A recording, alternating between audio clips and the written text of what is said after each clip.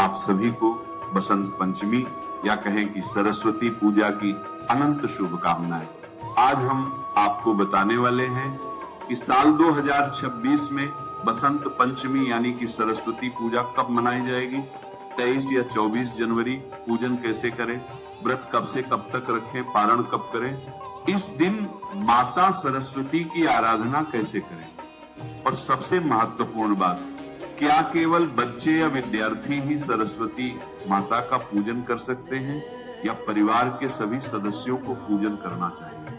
बसंत पंचमी साल में केवल एक बार ही आती है और अपनी जिंदगी संवारने के लिए आपको थोड़ा समय तो निकालना ही पड़ेगा। माघ माह के शुक्ल पक्ष की पंचमी तिथि को हम माता सरस्वती के पूजन दिवस के तौर पर मनाते हैं, क्योंकि इसी दिन ज्ञान, कला और संगीत की देवी मां सरस्वती प्रकट हुई थी और उन्होंने सृष्टि में वाणी, बुद्धि तथा संगीत का संचार किया था। ब्रह्मा जी ने सृष्टि रचना के बाद वातावरण की शांति को भंग करने के लिए जल छिड़का था, जिससे वीणा बजाती हुई सरस्वती जी निकली और तभी से यह दिन उनके जन्मोत्सव और वसंत ऋतु के आगमन के रूप में पूजनीय हो गया। बसंत पंचमी का यह दिन केवल एक पर्व नहीं है, बल्कि यह दिन हमारे जीवन में विद्या, विवेक, संस्कार और चेतना के जागरण का दिन है। बसंत पंचमी वह पावन अवसर है जब स्वयं मां सरस्वती अपने भक्तों के जीवन में प्रवेश करती है, विशेषकर उन घरों में जहां बच्चों के भविष्य को लेकर माता पिता सच्चे मन से चिंतित रहते हैं। आज के समय में हम धन, पद और प्रतिष्ठा की चिंता तो बहुत करते हैं, लेकिन विद्या की जड़ को सींचना भूल जाते हैं। जबकि शास्त्र कहते हैं कि यदि किसी व्यक्ति को माता लक्ष्मी का आशीर्वाद प्राप्त करना हो तो उसके ऊपर माता सरस्वती की कृपा होना भी आवश्यक है, क्योंकि माता सरस्वती केवल विद्या नहीं बल्कि ज्ञान और बुद्धि की भी देवी है। और यदि बिना ज्ञान, बिना बुद्धि के किसी को लक्ष्मी कृपा प्राप्त भी हो जाए, धन दौलत मिल भी जाए, फिर भी वह बिना सरस्वती कृपा के अपना सर्वस्व गंवा देगा। शास्त्रों में कहा भी गया है, ना विद्या धन हीनस ना धनम विद्या विना, अविद्यावान धनम प्राप्य शीघ्रम मनुष्यति मानव। अर्थात जिसके पास विद्या, ज्ञान, बुद्धि नहीं है उसके लिए धन टिकता नहीं, और विद्या के बिना मिला हुआ धन भी मनुष्य को शीघ्र नष्ट कर देता है। अर्थात सरस्वती की कृपा के बिना लक्ष्मी स्थिर नहीं रहती। चाहे आप महिला हो या पुरुष, फिर चाहे आपकी उम्र कितनी ही क्यों ना हो, आपका पेशा कोई भी क्यों ना हो, आपको इस बसंत पंचमी पर मैया सरस्वती का पूजन जरूर करें। साल 2026 में पंचमी तिथि का आरंभ 23 जनवरी 2026 की रात लगभग 2:28 पर होगा और इसका समापन 24 जनवरी की रात लगभग 1:46 पर होगा। इसलिए उदय तिथि के अनुसार सरस्वती पूजा का पर्व 23 जनवरी 2026 शुक्रवार को ही मनाया जाएगा।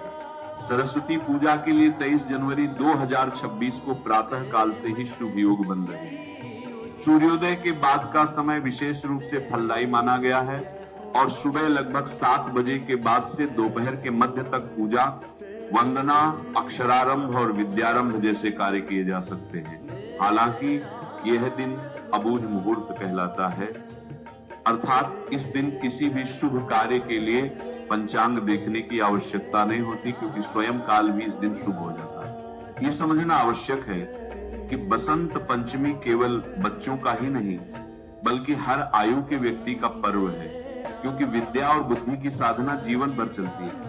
इस दिन माता सरस्वती की पूजा बच्चे और बड़े दोनों करें, परंतु बच्चों की भागीदारी को विशेष रूप से महत्व देना चाहिए। अक्सर ऐसा होता है कि बड़े स्वयं पूजा कर लेते हैं और बच्चों को केवल प्रसाद तक सीमित कर देते हैं, जबकि इस दिन बच्चों को पूजा की प्रक्रिया से जोड़ना अत्यंत आवश्यक है। जब बच्चे स्वयं माता की आराधना करते हैं, मंत्र बोलते हैं, पुष्प या पुस्तक अर्पित करते हैं, तब उनका मन स्वाभाविक रूप से शुद्ध होता है, एकाग्रता बढ़ती है और विद्या के प्रति श्रद्धा जागृत होती है। वहीं बड़े जब श्रद्धा और संयम के साथ पूजा करते हैं तो घर का वातावरण सात्विक बनता है और बच्चों पर उसका गहरा प्रभाव पड़ता है। बसंत पंचमी के दिन बच्चों को शांत भाव से वंदना करवाना, उनके हाथों से माता को अर्पण कराना, उनसे अच्छे संकल्प दिलवाना और उन्हें स्नेहपूर्ण वातावरण देना विशेष फलदायी माना जाता है। इस प्रकार जब बड़े अपने आचरण से मार्गदर्शन करें और बच्चे अपनी सरल भक्ति से पूजा में सहभागी हों, तब बसंत पंचमी का वास्तविक महत्वपूर्ण रूप से प्रकट होता है और माता सरस्वती की कृपा पूरे परिवार पर बनी रहती है। शास्त्रों में कहा गया है कि वर्ष में एक दिन विद्या को विश्राम देना चाहिए। जैसे मनुष्य निरंतर परिश्रम करता है और फिर विश्राम करता है, वैसे ही विद्या की देवी को भी एक दिन विश्राम दिया जाता है। इसी कारण बसंत पंचमी के दिन बच्चों को पढ़ाई के लिए बाध्य नहीं किया जाता। उस दिन पुस्तकें, कॉपियां, पेन और अध्ययन सामग्री को मां सरस्वती के चरणों में रखकर उनका पूजन किया जाता है। इससे विद्या का अपमान नहीं होता बल्कि विद्या का सम्मान होता है। जो माता पिता इस रहस्य को समझ लेते हैं, उनके बच्चों की बुद्धि में अद्भुत तेज देखने को मिलता है। इस दिन पीले वस्त्र धारण करने का भी गहरा रहस्य है। पीला रंग बसंत ऋतु का प्रतीक है। ये रंग प्रसन्नता, ऊर्जा और ज्ञान का सूचक है। जब हम पीले वस्त्र पहनते हैं तब हमारे भीतर सकारात्मक ऊर्जा का संचार होता है। इसलिए बसंत पंचमी के दिन भूलकर भी काले, नीले या अत्यधिक गहरे रंगों का प्रयोग नहीं करना चाहिए। यदि पीला वस्त्र उपलब्ध ना हो तो हल्का केसरिया या हल्का पीत वर्ण भी स्वीकार्य होता है। इस दिन घर में मां सरस्वती की बैठी हुई मूर्ति या चित्र का होना अत्यंत शुभ माना गया है। खड़ी मूर्ति घर में स्थापित नहीं की जाती क्योंकि देवी का बैठा हुआ स्वरूप स्थायित्व और शांति का प्रतीक होता है। मां सरस्वती हंस पर विराजमान होती हैं, जो विवेक का प्रतीक है। इसका अर्थ यह है कि जीवन में हमें सार और असार का भेद समझना चाहिए। यही शिक्षा मां सरस्वती अपने भक्तों को देती है। बसंत पंचमी को कई स्थानों पर फगुआ के नाम से भी जाना जाता है। इस दिन फुआ, अबीर और धान का विशेष महत्व होता है। ये केवल परंपरा नहीं बल्कि इसके पीछे भाव है। फुआ मधुरता का प्रतीक है, अबीर उल्लास का और धान समृद्धि का। जब हम ये सब माँ को अर्पित करते हैं तब हम उनसे ये प्रार्थना करते हैं कि हमारे जीवन में मधुरता, आनंद और समृद्धि बने। एक और अत्यंत महत्वपूर्ण बात यह है कि यदि आपके घर में छोटे बच्चे हैं तो इस दिन उनका अन्नप्राशन, विद्यारंभ या जीभ पर लिखने की परंपरा भी की जा सकती है। यह सब कार्य अबुझ मुहूर्त में आते हैं और इनके लिए किसी विशेष समय की आवश्यकता नहीं होती। मां सरस्वती की कृपा से बच्चे का जीवन सही दिशा में अग्रसर होता है।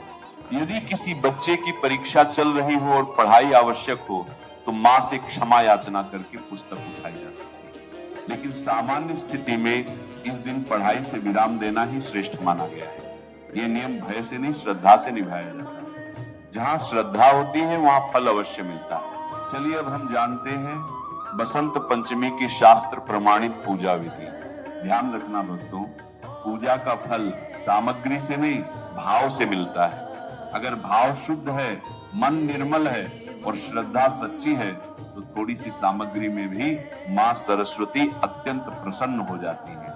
बसंत पंचमी के दिन ब्रह्म मुहूर्त में उठकर सबसे पहले स्नान करना चाहिए। यदि संभव हो तो गुनगुने जल में थोड़ा सा गंगा जल मिलाकर स्नान करें। स्नान के बाद स्वच्छ पीले वस्त्र धारण करें।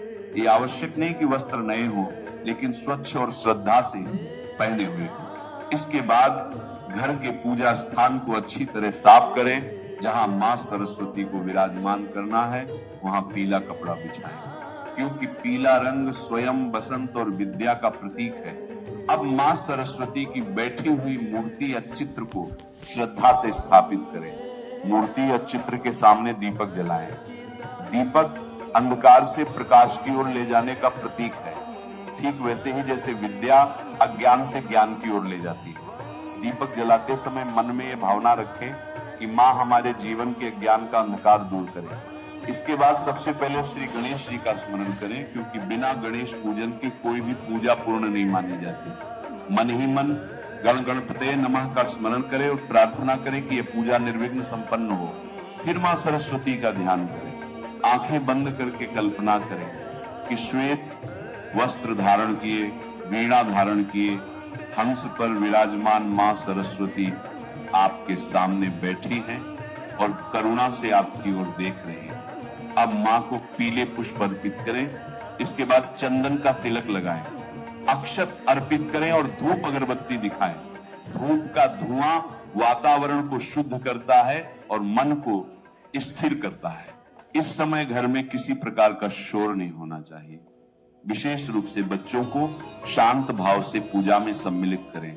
अब भोग की बात आती है। बसंत पंचमी के दिन पुआ का विशेष महत्व बताया गया है। पुआ चाहे मैदे का हो, सूजी का हो या आटे का, लेकिन श्रद्धा से बना होना चाहिए। इसके साथ मां को अबीर, धान, नारियल और विशेष रूप से बेर का भोग जरूर अर्पित करें। शास्त्रों में कहा गया है कि सरस्वती माता को बेर अत्यंत प्रिय है। जैसे गणेश जी को मोदक प्रिय है, वैसे ही सरस्वती माता को बेर प्रिय है। यदि बेर उपलब्ध हो जाए तो अवश्य अर्पित करें, भले ही 2 या 4 ही क्यों ना हो। इसके बाद बच्चों की पुस्तकें, कॉपियां, पेन, पेंसिल और यदि कोई वाद्य यंत्र हो तो उसे भी मां के चरणों में रखें। ये केवल एक परंपरा नहीं है, बल्कि ये भाव है कि हम अपनी विद्या, अपनी कला और अपनी बुद्धि मां को समर्पित कर रहे हैं। बच्चों से ही ये सब करवाना श्रेष्ठ माना गया है, क्योंकि ये पर्व उन्हीं का है। अब मां सरस्वती के मंत्र का जाप करें। हे सरस्वते नमः। इस मंत्र का जाप जितना हो सके उतना करें। यह बीज मंत्र है और बुद्धि को जागृत करता है। जाप करते समय आंखें बंद रखें और मन को स्थिर रखें। कोई जल्दबाजी ना करें। यह समय मां से संवाद का समय है।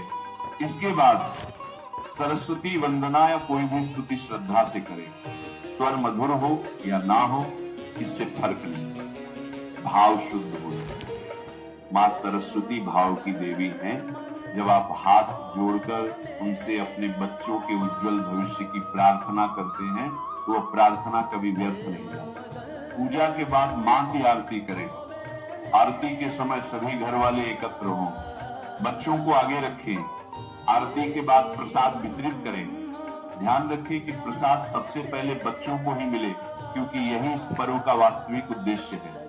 अब बात करते हैं उन कार्यों की जो बसंत पंचमी के दिन आपको भूलवश भी नहीं करनी चाहिए, क्योंकि इन कार्यों को करने से माता सरस्वती आपसे बेहद रुष्ट हो सकती है। इस दिन बच्चों को डांटना नहीं चाहिए, उन्हें पढ़ाई के लिए मजबूर नहीं करना चाहिए। ये दिन विद्या को विश्राम देने का दिन है। पुस्तकें पूजा के बाद सम्मान से एक स्थान पर रखी जानी चाहिए। उन्हें जमीन पर नहीं फेंकना चाहिए। किसी भी प्रकार की नकारात्मक बात, झगड़ा या अपशब्दों से बचना चाहिए। यदि कोई महिला उस दिन रजस्वला अवस्था में हो, वह मां को स्पर्श ना करे, लेकिन मन ही मन श्रद्धा रख सकती है। फल और रेडीमेड भोग परिवार के अन्य सदस्यों द्वारा माता के श्री चरणों में अर्पित करवाया जा सकता है। इसमें कोई दोष नहीं। बसंत पंचमी का पर्व हमें यह सिखाता है कि जीवन में केवल धन नहीं, बल्कि विद्या, विवेक और संस्कार सबसे बड़ा धन है। जिन घरों में मां सरस्वती का वास होता है, वहां अज्ञान, कलह और अविवेक टिक नहीं पाते। अंत में मां सरस्वती से हाथ जोड़कर यही प्रार्थना करें कि हे मां, हमारे बच्चों की बुद्धि को उज्जवल करें, उन्हें सही मार्ग दिखाएं, उन्हें संस्कारी बनाएं और हमारे घर में सदैव ज्ञान का दीप जलता रहे। नमः शिवाय। श्री महालक्ष्मी नमो भगवते वासुदेवाय। जय मां सरस्वती। जय श्री कृष्ण। राधे राधे। चैनल को लाइक करें, सब्सक्राइब करें, बिल्कुल भी ना भूलें। And thank you for watching me. Thank you so much.